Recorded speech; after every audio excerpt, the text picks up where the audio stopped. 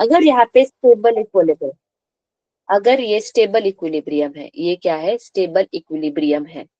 तो stable equilibrium का मतलब क्या है, हमें तीन टाइप के इक्विलिब्रियम देखने हैं यहाँ पे, स्टेबल इक्विलिब्रियम, उसके बाद क्या देखना है, अनस्टेबल इक्विलिब्रियम याद रखना है, और उसके बाद क्या देखना है यहाँ पे, न्यूट्रल इक्विलिब्रियम देखना है। तो स्टेबल इक्विलिब्रियम क्या होता है, an object is said to be in stable equilibrium if on a slight displacement form a equilibrium position, okay, and its tendency to come back, it's called, okay.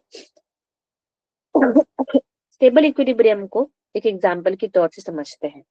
मान लो इस तरीके का एक बाउल है, और इस बाउल के अंदर यहाँ पे इस तरीके से एक बॉल रखा हुआ है, ठीक है।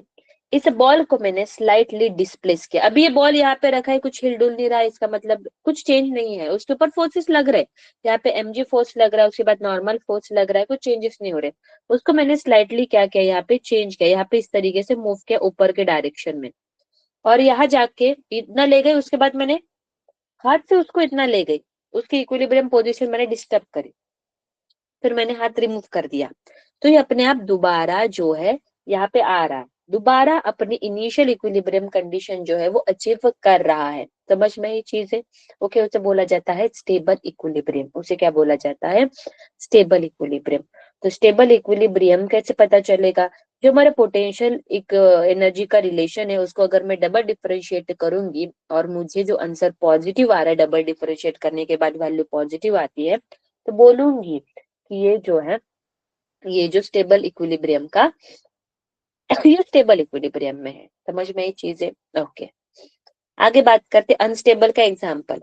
अगर मान लो ये बाउल इस तरीके से उल्टा है और उसके ऊपर इस तरीके से ये ब्लॉक रखा हुआ है अपनी इक्विलिब्रियम कंडीशन पे, मैंने इसको एक फोर्स लगा दिया तो ये नीचे गिर गया, तो यहाँ पे ये अपने आप ऊपर चला जाएगा क्या, नहीं, इसकी इक्विलिब्रियम कंडीशन एक बार डिस्टर्ब हो गई तो डिस्टर्ब हो गई, इसका क्या था, डिस्टर्ब हुई थी, उसके बाद ये अपने आप वापस आ रहा है इक्विलिब्रियम, इनिशियल इक्विलिब्रियम अचीव करने के लिए, ये अपने आप आ रहा है क्या, नहीं, इसे बोला जाता है अनस्टेबल। अनस्टेबल कब है, जब ये जो है दैट इज वैल्यू क्या आती है यहाँ पे नेगेटिव, उसको डबल डिफरेंशिएट करके नेगेटिव आती है तो हम बोलेंगे यहाँ पे अनस्टेबल है। न्यूट्रल की बात करते हैं, न्यूट्रल मतलब कुछ इक्विलिब्रियम कंडीशन में चेंज ही नहीं होगा। मान लो ये सरफेस है, इस ब्लॉक को यहाँ रख दिया, यहाँ पर यहाँ सरका दिया, यहाँ सरका, इक्विलिब्रियम कंडीशन में, ऐसे बोला जाता है न्यूट्रल इक्विलिब्रियम कंडीशन। तो ऐसे में कैसे पता चलेगा, ये जो है इसका डबल डिफरेंशिएशन इक्वल टू क्या होता है, वैल्यू अगर 0 आ रही है तो हम बोलेंगे क्या है, ये न्यूट्रल इक्विलिब्रियम है, okay. Let's move towards the question part, previous year question it is, ठीक है। सभी लोग क्वेश्चन को पढ़ेंगे, सॉल्व करेंगे इसको।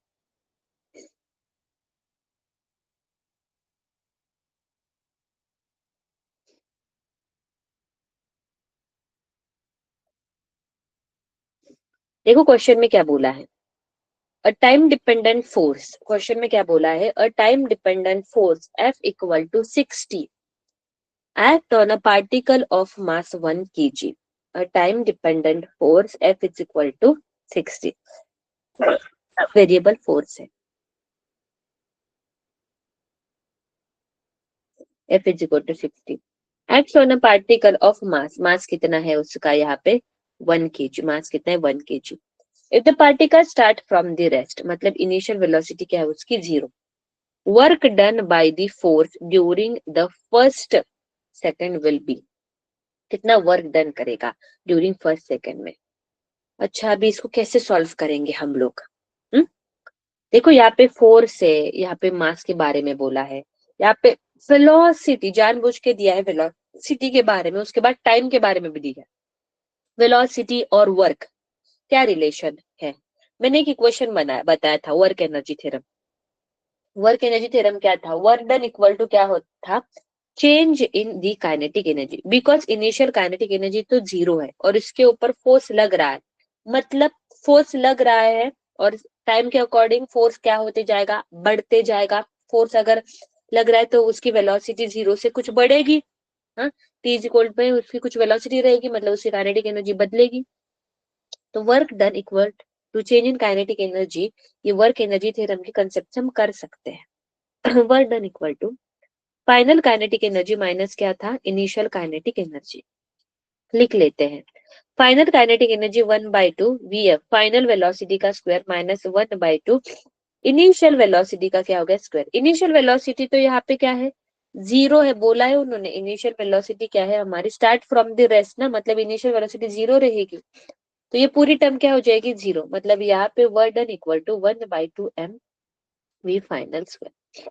अभी हमारे पास कौन कौन सी चीजें हैं, हमारे पास 1/2 तो कांस्टेंट है, मास भी है, पर हमारे पास फाइनल वेलोसिटी है क्या, नहीं। हमें फाइनल वेलोसिटी निकालनी पड़ेगी कि हमारी फाइनल वेलोसिटी जो है V final velocity, final velocity मतलब कब की velocity, velocity at T equal to 1 second पे वेलोसिटी क्या है हमें वो फाइंड आउट करती है। ओके, हमें वो फाइंड आउट करनी है, तो वेलोसिटी निकालनी पड़ेगी। कैसे निकालेंगे, देखो यहाँ पे फोर्स इक्वल टू क्या दिया है, यहाँ पे 60 दिया है। तो इसका यूज करेंगे, इससे हम एक्सेलरेशन निकाल सकते हैं। फोर्स इज इक्वल टू क्या होता है, मास इनटू एक्सेलरेशन ना। हाँ, तो यहाँ पे फोर्स क्या है, यहाँ पे 60 equal to m into a, तो यहाँ पे 60 divided by m equal to a. यहाँ पे मास तो 1 kg है, तो यहाँ पे एक्सेलरेशन इक्वल टू क्या हो गया 60। ये मिल गया मुझे एक्सेलरेशन का इक्वेशन, तो उससे मैं वेलोसिटी का इक्वेशन निकाल सकती हूँ। आपको काइनेमेटिक्स में याद आ रहा होगा कि डिस्प्लेसमेंट फंक्शन ऑफ टाइम था, तो उससे अगर मुझे वेलोसिटी लानी होती थी तो मैं डिफरेंशिएट करती थी, अगर मुझे एक्सेलरेशन लाना हो तो भी मैं डिफरेंशिएट करती थी, पर मुझे एक्सेलरेशन से वेलोसिटी लाना था तो मैं क्या करती थी, इंटीग्रेट करती थी। इंटीग्रेट हमने किया था। तो यहाँ पे एक्सेलरेशन के इक्वेशन से वेलोसिटी अगर हमें लाना है तो हमें क्या करना पड़ेगा, उसको इंटीग्रेट करना पड़ेगा। Acceleration is equal to dv by क्या हो गया, यहाँ पे dt इक्वल टू क्या हो गया 60। इसको इंटीग्रेट करेंगे, tt वाली टर्म्स जो है, टाइम वाली टर्म एक जगह लिख दी हमने। क्या से कहा तक, 0 से लेके v तक, 0 से लेके 1 तक, 6 कांस्टेंट निकाल दिया। t क्या हो गया यहाँ पे dt, 0 से लेके 1 तक। इसको इंटीग्रेट करते हैं तो ये क्या हो जाएगा, इसका इंटीग्रेशन आपको याद आ रहा होगा, x to the power n का इंटीग्रेशन क्या होता है, x to the power n plus 1 upon क्या होता है यहाँ पे n प्लस 1। ये क्या हो जाएगा, t to the power 2 by क्या हो जाएगा यहाँ पे 2, 0 से लेके क्या हो गया यहाँ पे 1। तो ये 6 पुट कर दो वैल्यू, ये क्या हो जाएगी 1/2 माइनस 0। वेलोसिटी कितनी आ गई हमारी 3 आ गई। तो यहाँ पे आंसर क्या है, work is equal to 1/2 m v final का स्क्वायर। 1/2 मास कितना है यहाँ पे 1, फाइनल वेलोसिटी क्या है 3 का स्क्वायर। 3 का स्क्वायर ये क्या हो जाएगा यहाँ पे 9/2, तो वर्क कितना हो गया 4.5 joule. That is option number क्या हो गया यहाँ पे ये। देखो अभी इसमें मैंने क्या सोचा, किस तरीके से हमने अप्रोच लगाया है उसकी तरफ थोड़ा ध्यान दो। एक्चुअली इसमें हमें फोर्स दिया है कि टाइम के ऊपर फोर्स जो है वो इस तरीके से क्या है डिपेंड है। उसके बाद इनिशियल वेलोसिटी दी है और पूछा है जब time is equal to 1 second हुआ हो तब तक वर्डन कितना हुआ है, ये पूछा है। यहाँ पे हमने क्या यूज किया, वर्क एनर्जी थ्योरम जो है हम क्या कर रहे हैं, यूज कर रहे हैं। क्योंकि इनिशियल वेलोसिटी कितनी है यहाँ पे, इनिशियल वेलोसिटी है 0।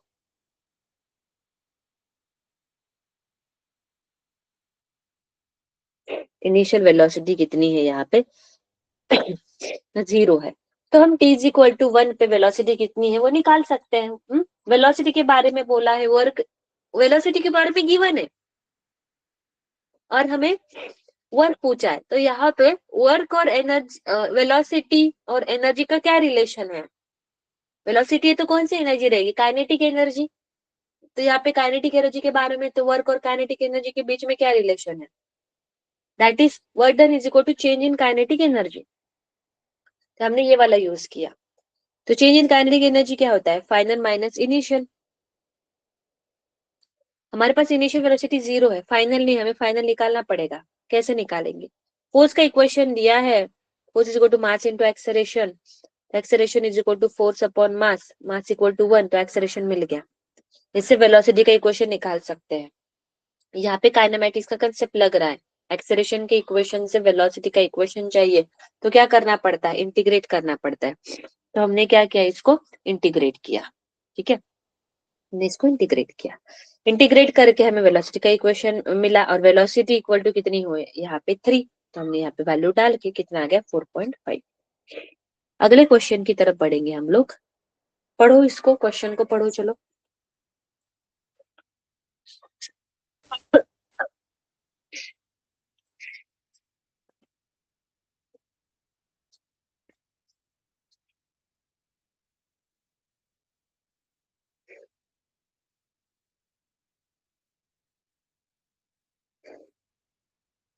ठीक है, चलो करते हैं। A particle which experience force is given by, particle experience force is given by, कैसे दिया है, 3 i cap minus 12 j cap, vector के फॉर्म में दिया है। Under go the displacement, displacement दिया है, डिस्प्लेसमेंट कितना है 4 i कैप। आगे बढ़ते हैं। If the particle had energy of 3 joule, particle के पास एनर्जी कितनी है, यहाँ पे 3 जूल है एट इट्स बिगिनिंग, मतलब इनिशियल काइनेटिक एनर्जी दी है, लोड मत लो, लिख लो फटाफट। Initial kinetic energy is 3 joule, okay beginning. उसके बाद क्या पूछा है, what is the kinetic energy at the end of the displacement, तो डिस्प्लेसमेंट जब इतना हो जाएगा तब काइनेटिक एनर्जी कितनी है, that is final kinetic energy. ये तो वर्क पावर एनर्जी का क्वेश्चन है, फोर्स डिस्प्लेसमेंट के बारे में दिया है, काइनेटिक एनर्जी मतलब वर्क एनर्जी थ्योरम यूज करना है यहाँ पे, बोला नहीं है, दिमाग चलना चाहिए। ओके काइनेटिक एनर्जी है, फोर्स है, डिस्प्लेसमेंट है, इनिशियल काइनेटिक एनर्जी इतनी है, फाइनल निकालनी है, तो ऐसा कौन सा कंसेप्ट है जिसमें काइनेटिक एनर्जी इनिशियल फाइनल के बारे में बोला है, फोर्स और डिस्प्लेसमेंट भी है। को डिस्प्लेसमेंट के हेल्प से क्या निकाल सकते हैं हम लोग, वर्क। तो now we are using work energy theorem, that is work done is equal to change in kinetic energy, kinetic energy final minus kinetic energy initial, initial है 3 जूल, वर्क निकालना है। वर्क कैसे निकालेंगे, ये वेक्टर फॉर्म में दिया है, तो वर्क इक्वल टू क्या था, dot product of force into displacement, मतलब इसका डॉट प्रोडक्ट करेंगे, 3 i कैप माइनस 12 क्या हो जाएगा यहाँ पे j कैप, डॉट क्या हो जाएगा यहाँ पे 4 i कैप।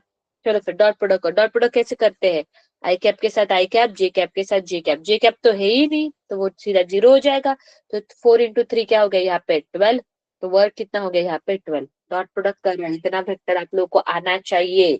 ओके, जे तो है ही नहीं ना, इसका जे है क्या, नहीं तो वो 0। Okay,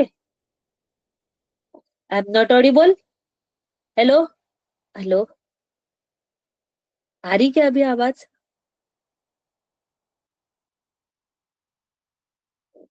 hello, okay okay thank you, okay, coaching classes meritorious, okay चलो आगे बढ़ते हैं। तो वर्डन इक्वल टू क्या हो गया, फाइनल माइनस क्या हो गया इनिशियल, तो कितना वर्डन 12, ये हो गया फाइनल, इनिशियल कितना दिया है, इनिशियल है हमारा 3, तो फाइनल कितना हो गया, फाइनल इक्वल टू, इसको इधर ले आओ, तो kinetic is equal to 12 + 3 that is the 15, final kinetic energy is 15, that is option number क्या हो गया यहाँ पे ए। सबको ये क्वेश्चन समझ में आया कि नहीं आया, बताओ मुझे फटाफट, एवरीवन रिएक्ट करना है।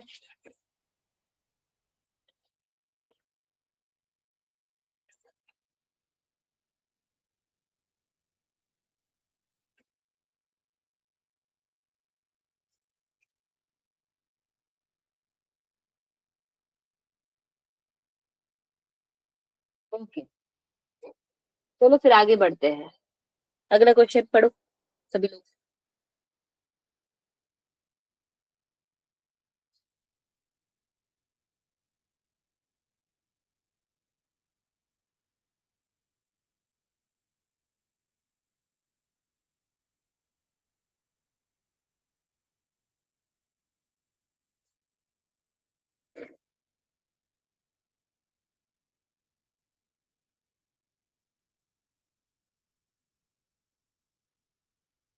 पढ़ लिया, चलो देखते हैं क्या बोला है।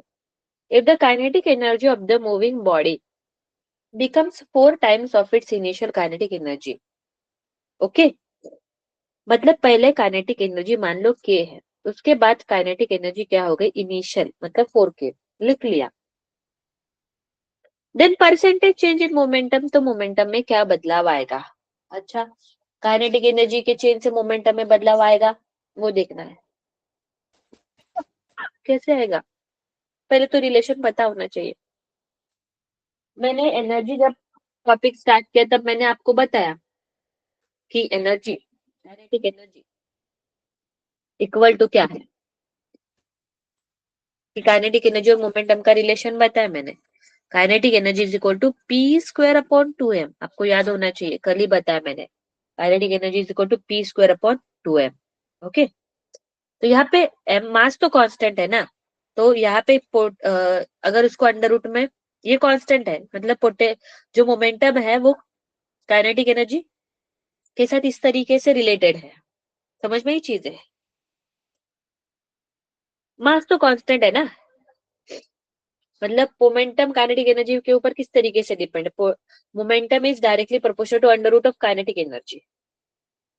अगर पहला मोमेंटम P1 है तो दूसरा मोमेंटम क्या हो जाएगा P2, ये इनिशियल है तो फाइनल है, दोनों का रेशियो ले लो, P2 upon P1 equal to क्या हो जाएगा K2 अपॉन क्या हो जाएगा यहाँ पे K1।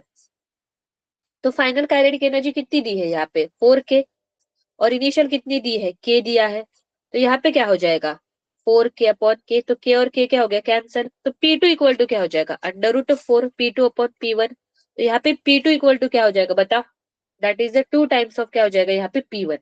तो P2 और P1 मिल गया। क्वेश्चन में पूछा क्या है, क्वेश्चन में पूछा है percentage change in the momentum. What is mean by percentage change, ये तो मैथमेटिक्स में तुम लोगों ने पढ़ा होगा। ओके, मैथमेटिक्स में तुम लोगों ने पढ़ा होगा कि what is the percentage change, कि परसेंटेज चेंज क्या है।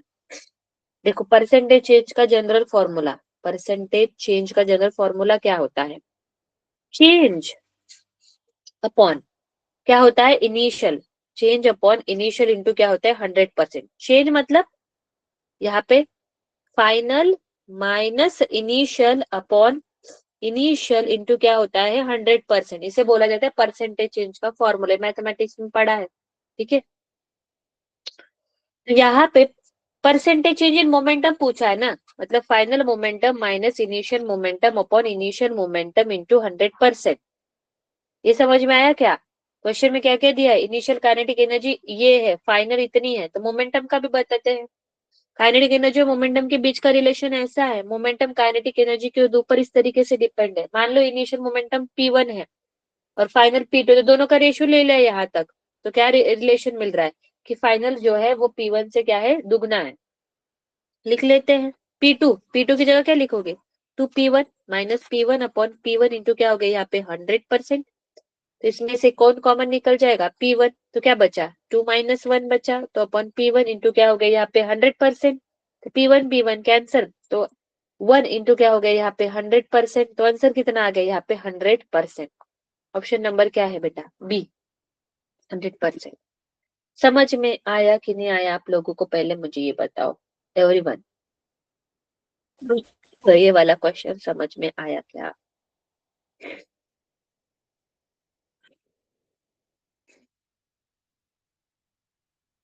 एवरीवन एवरीवन एवरीवन, ओके चलो आगे बढ़े। ठीक है, चलो क्वेश्चन में क्या बोला है, चलो पढ़ो तो अगला question.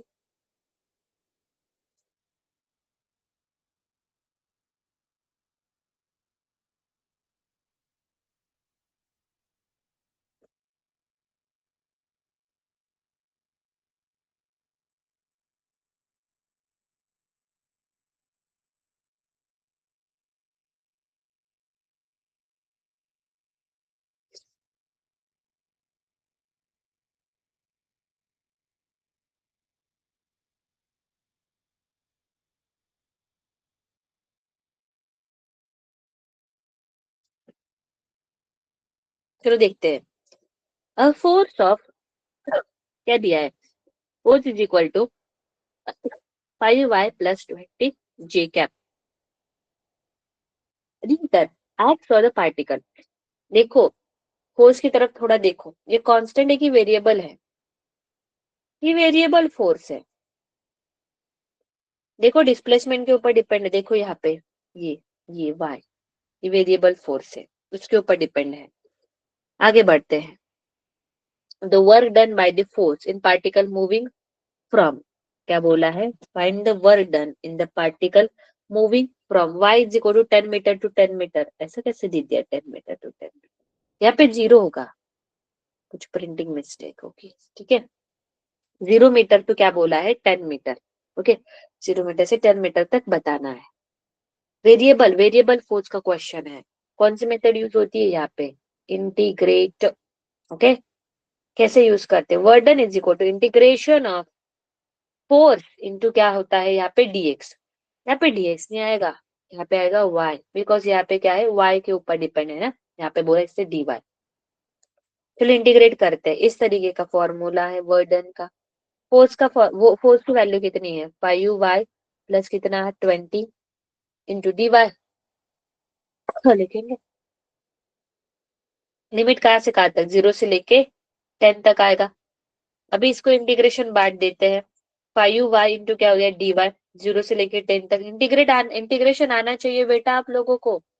Okay, step by step कर रहे हैं हम लोग। इसमें कौन कांस्टेंट है, बाहर आ गया, किसका इंटीग्रेशन होगा, y का, ये क्या हो गया डी वाई प्लस ये क्या हो जाएगा 20 इंटीग्रेशन ऑफ डी वाई, 0 से लेके क्या हो गया यहाँ पे 10, क्या हो जाएगा यहाँ पे 5। इसको इंटीग्रेट करते हैं तो क्या हो जाएगा बताओ, वाई स्क्वायर बाई 2 लिमिट 0 से लेके 10 तक प्लस 20, ये क्या हो जाएगा यहाँ पे वाई, 0 से लेके क्या हो गया यहाँ पे 10। लिमिट्स पुट करो फिर यहाँ पे, ये लिमिट्स पुट करो, क्या हो जाएगा अपर लिमिट माइनस क्या हो जाएगा लोअर लिमिट, या तो 0 तो ये तो 0 ही हो गया, प्लस 20, 10 माइनस क्या हो जाएगा यहाँ पे 0, तो ये 5, ये क्या हो जाएगा 100/2 प्लस ये कितना हो गया, ये हो गया 200। इसको करो, ये कितना हो जाएगा 50, दैट इज 250 प्लस कितना 200, तो आंसर कितना आ गया यहाँ पे 450। Answer is how much, integer के फॉर्म में लिखना है ना, आंसर इज 450 क्या है यहाँ पे जूल। समझ में आया क्या, आसान था क्वेश्चन, 21 का क्वेश्चन है ये।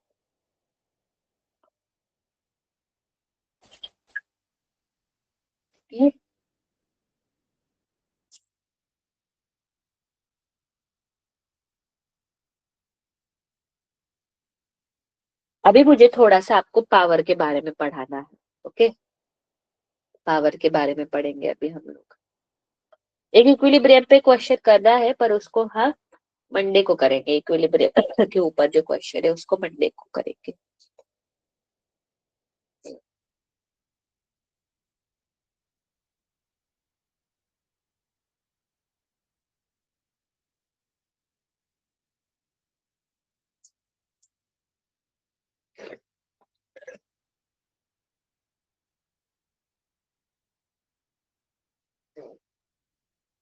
देखो, पावर के बारे में पहले पढ़ते हैं, उसके बाद मंडे को पावर और इक्विलिब्रियम के ऊपर क्वेश्चन करेंगे। पावर मतलब क्या होता है, power is defined as the rate at which work is done or energy is transferred। Power का नॉर्मल मतलब डेफिनेशन ही क्या है, rate of doing work, rate of doing work. तुम वर्क अगर एकदम फास्ट फास्ट कर रहे हो तो तुम्हारी पावर ज्यादा है, rate of doing work that is average power equal to work done, work done upon क्या है यहाँ पे टाइम। इसका यूनिट क्या हो जाएगा, वर्क का यूनिट जूल और टाइम क्या हो गया यहाँ पे सेकेंड, तो average power equal to work done upon क्या हो गया यहाँ पे टाइम। ओके, या फिर हम एनर्जी के फॉर्म में भी लिख सकते हैं, energy consume per unit time, क्योंकि work is equal to energy ना, तो इसको ऐसे भी याद रखना कि work is equal to energy, अगर एनर्जी के बारे में बोला है मतलब वर्क। ओके, उसके बाद बात कर रहे हैं यहाँ पे unit, 1 kilowatt equal to क्या होता है 1000 वैट। इसका यूनिट देखो जूल पर सेकंड भी होता है और क्या होता है वैट भी होता है, 1 kilowatt is equal to 1000 watt हो गया। ओके, दैट इज, आगे बढ़ेंगे। दूसरा क्या है, हॉर्स पावर, हॉर्स पावर भी यूनिट है, मोटर हमारे हॉर्स पावर भी वर्क करती है, हॉर्स पावर इक्वल टू क्या होता है, 1 horsepower equal to 746 watt. Okay, 1 horsepower. आगे बढ़ेंगे, मोटर बाइक्स, इंजन, ऑटोमोबाइल, इसके लिए ये यूनिट यूज किया जाता है हॉर्स पावर। अभी बात करते हैं इंस्टेंटेनियस पावर की। इंस्टेंटेनियस पावर, इंस्टेंटेनियस पावर मतलब उस पर्टिकुलर इंस्टेंट पे कितनी पावर है। Instantaneous power is the agent is defined as ठीक है, सीधा इंस्टेंटेनियस पावर की वैल्यू लिख देती हूँ मैं। फॉर्मूला क्या इंस्टेंटेनियस पावर का? Instantaneous power equal to force into क्या है यहाँ पे, velocity. Okay, force into velocity. अगर उस पर्टिकुलर इंस्टेंट का फोर्स पता है, उस पर्टिकुलर इंस्टेंट पे वेलोसिटी पता है, तो उस पे हम पावर निकाल सकते हैं, फोर्स इंटू वेलोसिटी। इसका डेरिवेशन है, उस डेरिवेशन पे हमें नहीं जाना है, तो आप लोग को याद रखना है। दूसरा तरीका डॉट प्रोडक्ट है ये, फोर्स इंटू वेलोसिटी का, बिकॉज दोनों वेक्टर क्वांटिटी है। Power equal to force into velocity, F V cos theta. Okay, इस फॉर्म में हम उसको लिख सकते हैं।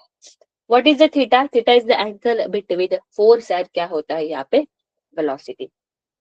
ठीक है, इस तरीके से ये हो गया हमारा पावर। यहाँ तक आप लोगों को समझ में आया क्या एवरीबॉडी? Okay, very good. ठीक है, फिर एक काम करेंगे, अगले लेक्चर में हम पावर के ऊपर प्रीवियस ईयर क्वेश्चंस करेंगे। अभी हम किसके ऊपर किया हमने, वर्क, एनर्जी। अभी हमें इक्विलिब्रियम कंडीशन जो आज हमने पढ़ा, और कौन सा नया टॉपिक पढ़ा, पावर। पावर के बस यही फॉर्मूले है, हाँ? इतना ही याद रखोगे पावर के फॉर्मूले, तभी इनफ है, क्वेश्चन से क्लियर होगा और पावर के बारे में। तो अगले लेक्चर में हम पावर के क्वेश्चंस करेंगे, और उसके बाद इक्विलिब्रियम के जो है वो क्या करेंगे, क्वेश्चन करें जो आज हमने पढ़ा कि न्यूट्रल इक्विलिब्रियम कब है, स्टेबल कब है, अनस्टेबल कब है। ओके, अगले लेक्चर में मंडे को आते हैं समय पूरा रिवाइज करके आना, वर्क, पावर, एनर्जी एक और बार बहुत अच्छे से। संडे है आप लोगों के पास, अच्छे से पढ़ो। ठीक है, उसके बाद हम क्वेश्चंस करेंगे। ठीक है, फिर वर्क, पावर, एनर्जी के बाद हम उस दिन इसके क्वेश्चंस करेंगे, और सर्कुलर मोशन भी स्टार्ट करेंगे। तो सर्कुलर मोशन वाला चैप्टर जो है आप लोग क्या करके आना, रिवाइज करके आना एवरीवन। ठीक है, मिलते हैं।